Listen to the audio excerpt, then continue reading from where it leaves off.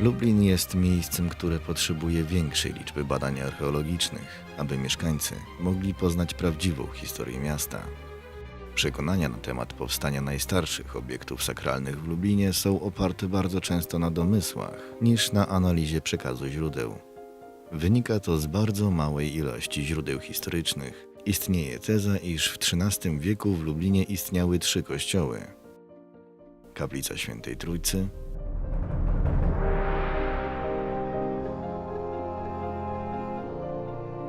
Kościół Świętego Mikołaja oraz Kościół Świętego Michała Archanioła. Historycy i archeologowie nie potrafią udzielić jednoznacznej odpowiedzi na pytanie, który z nich jest najstarszy. Kaplica Świętej Trójcy w zbliżonej formie do obecnej powstała w XIV wieku i od zawsze mieściła się wewnątrz grodu. Nawet wtedy, gdy podczas najazdów na Lublin spłonęło wiele świątyń, tej udało się uniknąć zniszczenia. Fundatorem świątyni jest Kazimierz Wielki, lecz to, co możemy ujrzeć dziś wewnątrz kaplicy, to zasługa Władysława Jagiełły. Lublin ze względu na swoje położenie był miejscem spotkań różnych religii i kultur. Król Jagiełło zatrudnił ruskich malarzy, na czele których stał mistrz Andrzej.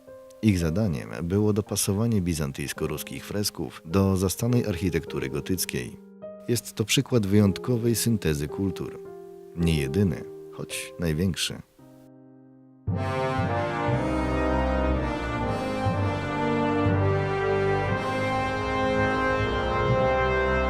Fenomenem wschodnich fresków jest to, że najlepiej zachowały się w ośrodkach katolickich.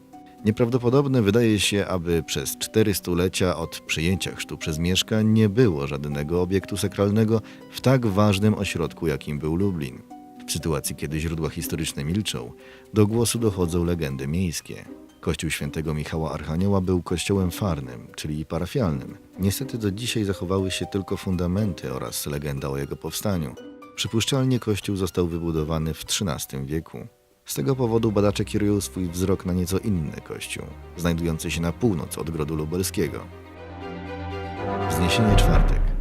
Kolebka miasta Lublin. Początkowo teren dzisiejszego Lublina zajmowały niezależne osady, które pozostawały w pewnych odległościach od siebie. Czwartkowa osada istniała od VI wieku i przez długi czas była tą wiodącą. Miała charakter kupiecki.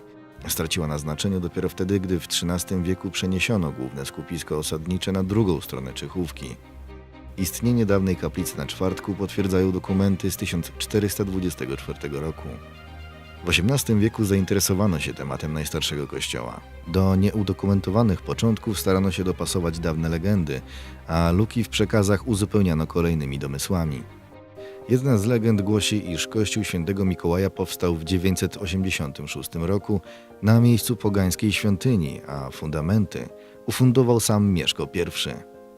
Wezwanie kościoła nawiązuje do Świętego Mikołaja z Miry, który był patronem kupców, co zgadzałoby się ze specyfiką osady. Obecna świątynia pochodzi z drugiej połowy XVI wieku i dalej kryje w sobie wiele tajemnic. Najstarsza widoczna utrwalona data we wnętrzu kościoła to 1632 rok. Znajduje się nad figurą ukrzyżowanego Jezusa.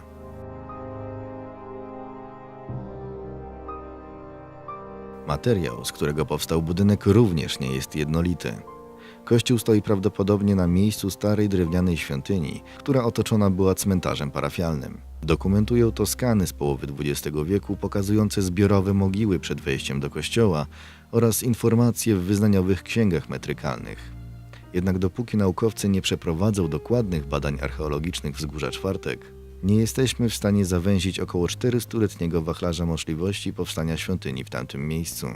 Lublin jest miejscem, które potrzebuje kolejnych badań archeologicznych, żeby poznać prawdziwą historię miasta. A najbliższe odbędą się wiosną 2018 roku, na Czwartku, na terenie kościoła.